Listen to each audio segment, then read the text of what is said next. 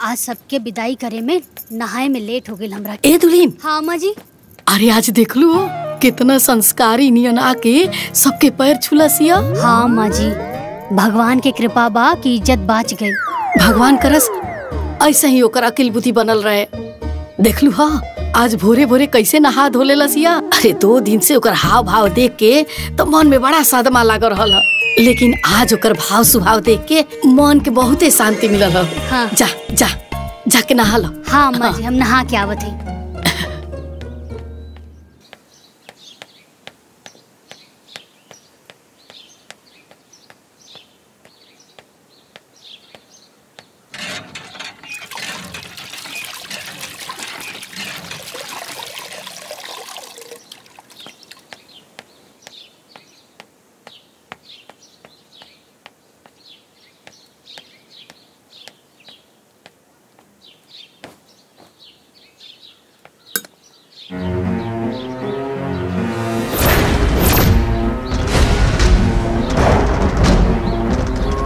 अम्मा जी, अम्मा जी।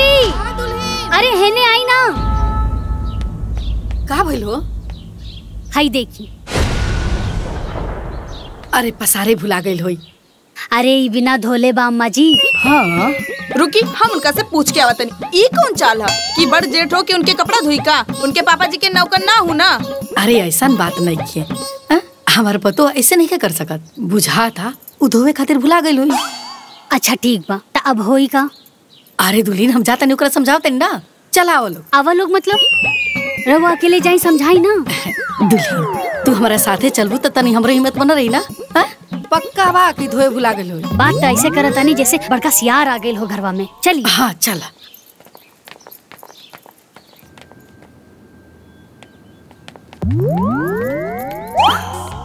ए दुल्हीन तू ही पूछा ना। हम छुटको। अरे का भइल? छुटको शायद तू नहा के ना अपन कपड़ा सही छोड़ के आ गइलू। अच्छा अरे दीदी वो धोए खातिर बा। त चल के धोला। हम काहे धोई? हाँ काहे कि राउर कपड़ा हा। अरे ओसे का भइल? हमार पापा हमरा से कपड़ा धोए खातिर, बर्तन धोए खातिर, झाड़ू पोछा लगवावे खातिर, एक खातिर वालों के दहेज थोड़े ना देले बाड़े।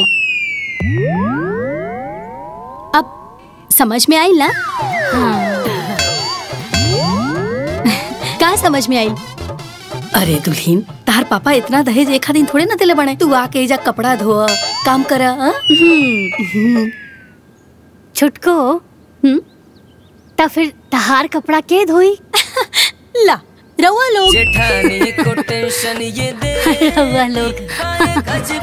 ठीक ससुरा वालों को भाव नहीं दे। अरे बाप रे बाप अब का करी? ए दुल्हीन बुझा था कि एकरा माथा पर भूतवा चढ़ गइल। दादा देख लू सुटुर सुटुर जवाब देतिया। आज भैया के आवेदा इनके नाटक सब बताई हम। चुप कर, मारा बैसन थप्पड़ ना मुँहे लाल हो जाई। इजुन करत आरी ओकरा के बतावल ना जाई। ए बबनी, अगर हमनी के बताइब सन ना तो हमनी के 4 गो सुनब भी सन। वो तो कहता रहलन है कि अपनी बराबरी के परिवार में रिश्ता करे के, लेकिन हमनी के ना भूत चढ़ल रहे बड़का घर में रिश्ता करावे के। सही कहता रुए दुल्हीन। अरे हमनी के अपने जाल में अपने फंस गइल बन जा। तो इनके कपड़वा के धोई? ए बेटा उ तोर बड़ भौजाई ही है ना, तू ही धो दे। हम ना धोए। जय दलो हम ही धो दे। अम्मा जी रिश्ता तय करावे में हम हो तो रहनी ना। रउआ रहे दी हम धो देतानी।